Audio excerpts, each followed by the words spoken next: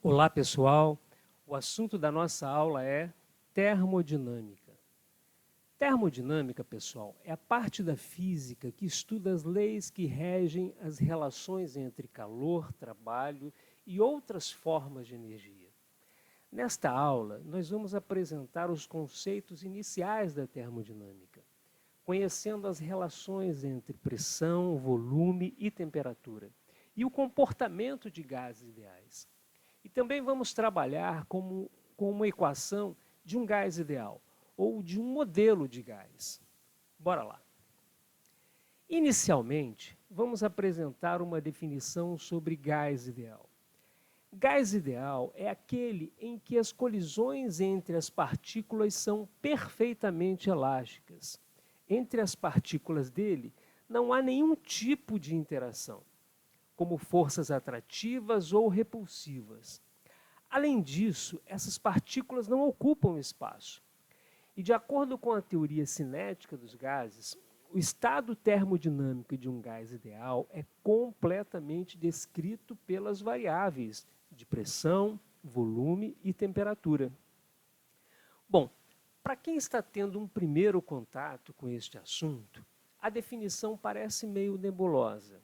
Mas à medida em que avançarmos com o desenvolvimento, a coisa vai ficando mais clara. O que ocorre quando fechamos uma panela de pressão com ar dentro e a colocamos no fogo? Ocorre que estamos fornecendo calor ou energia térmica às moléculas.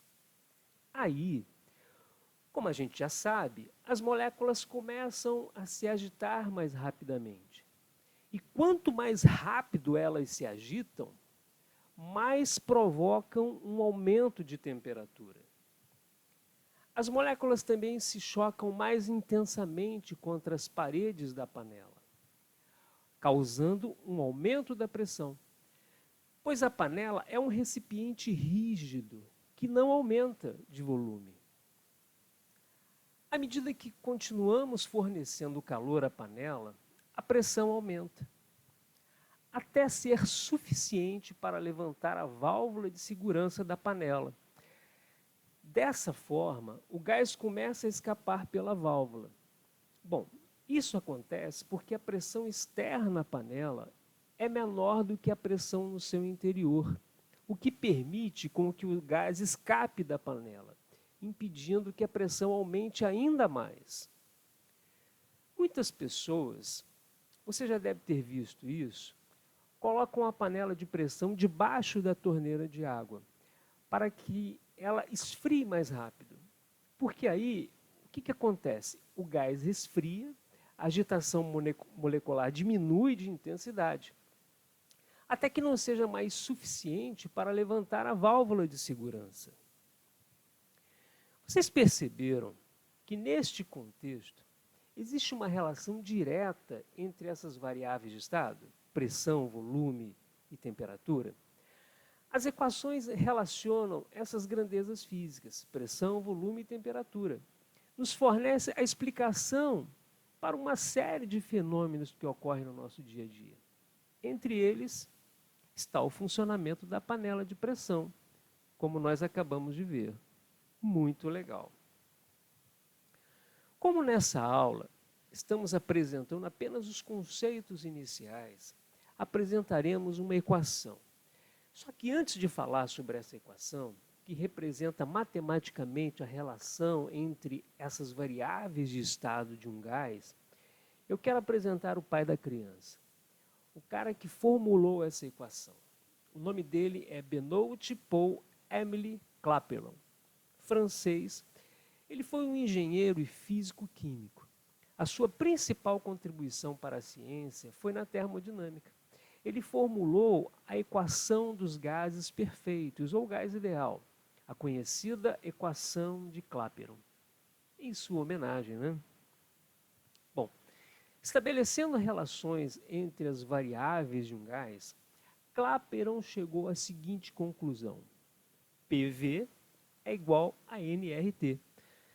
E nós utilizamos essa equação quando envolvemos o estado de um gás, ou seja, quando temos uma determinada pressão P um determinado volume V e uma determinada temperatura T. Nós vamos nos aprofundar um pouquinho nesta equação. Vamos lá. Primeira definição. A pressão é diretamente proporcional à temperatura. Ou seja, toda vez que a gente aumenta a temperatura de um gás, que está num recipiente rígido, como uma panela de pressão, por exemplo, que não aumenta de volume, a sua pressão vai aumentar. Segunda definição. O volume do gás é inversamente proporcional à pressão. Imagine um cilindro com um gás dentro, com temperatura constante, ou seja, com a mesma agitação molecular. Aí, nós vamos começar a comprimir o cilindro, diminuindo o seu volume. O que acontece? A pressão vai aumentar, pois o número de vezes que as moléculas vão se chocar com as paredes do cilindro será cada vez maior. Terceira definição. A pressão é diretamente proporcional à quantidade de moléculas que está presente neste volume de gás. Pois olhem só, imagine um recipiente fechado a uma temperatura constante, com um determinado número de moléculas. Com o aumento de moléculas dentro desse recipiente fechado, a uma temperatura constante, a pressão com certeza vai aumentar. Olha, guardadas as devidas proporções, é como acontece num estádio de futebol. Quanto maior for o número de torcedores, maior será a pressão nas arquibancadas. Ainda mais quando uma torcida dessa, né, galera? Quando é uma torcida dessa. Tranquilo? Bom, vamos então comparar essas definições. A pressão é proporcional à temperatura, ao inverso do volume e ao número de moléculas. Ou seja, a proporcionalidade pode se tornar um modelo matemático. Quer dizer, a gente pode reescrever essa equação dessa forma, olha. P é igual a R, que multiplica N vezes T sobre V, onde R é uma constante de proporcionalidade, que pode ser medida. Então, a gente pode reescrever assim. PV sobre T é igual a NR. E essa expressão é muito importante, pois ela nos permite fazer algumas previsões, que nós vamos ver numa próxima aula. Mas, pessoal, se eu passar o T, que está dividindo, para o outro lado, o lado direito da equação, não vai ficar assim, ó. Olhem, é a equação de Clapeyron. Show de bola? A ideia de P, pressão, V, volume e T, temperatura, tá ok? Então agora vamos explicar sobre o N e o R. Vamos lá. O número de moléculas N é representado pelo número de moles do gás, ou seja, sabemos experimentalmente que 1 mol de qualquer gás contém este número de moléculas de gás que vocês estão vendo aí, ó. E este número é chamado de número de Avogadro. E esta unidade, o mol, serve para representar o número de moléculas de gás de forma simples, em vez de se usar números enormes, como este número de Avogadro. Tranquilo? E esta constante R, pessoal? Esta constante pode ser obtida experimentalmente. Imagine, por exemplo, 1 mol de qualquer gás a uma temperatura de 0 graus Celsius. Ou seja, convertendo para Kelvin, corresponde a 273 Kelvin. Lembram da nossa aula sobre conversão de escalas termométricas? Então, a uma pressão de 1 atmosfera, ele ocupará um volume de 22,4 litros. Esta condição de gás é chamada de CNTP, condições normais de temperatura e pressão, e é uma convenção. Com todas essas informações, nós já podemos calcular a constante R do seguinte modo. Isolamos a constante R do lado esquerdo da equação e substituímos o valor da pressão, do volume, do número de moles e da temperatura na CNTP. Ou, como já falamos, condições normais de temperatura. Nessas condições, P é igual a uma atmosfera, V é igual a 22,4 litros, N é igual a 1 mol e T é igual a 273 Kelvin. Fazendo as contas, obtemos a chamada constante dos gases perfeitos, que tem o mesmo valor para todas as grandezas da natureza. Show de bola?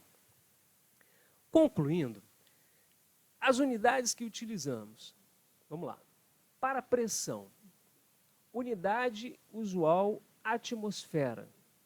No sistema internacional, Newton por metro quadrado. Ou Pascal. Volume, unidade usual litros. No sistema internacional, metro cúbico. Temperatura, sempre Kelvin. O N é o número de mols. O R, que é a constante no sistema usual, atmosfera vezes litros por mol vezes Kelvin. E no sistema internacional, Joule por mol vezes Kelvin. Beleza, pessoal? Olhem, eu recomendo fortemente que vocês revejam o vídeo analisando esses conceitos iniciais sobre termodinâmica. E depois assistam o próximo vídeo, com os exercícios sobre essa parte inicial, onde vocês vão ver exemplos de como este assunto pode ser cobrado nos exames, como vestibulares e Enem. Valeu? E na sequência avançaremos com outros vídeos com esse assunto tão importante para a ciência, que é a termodinâmica. E assim, pessoal, concluímos a nossa aula. Eu deixo um forte abraço e bons estudos.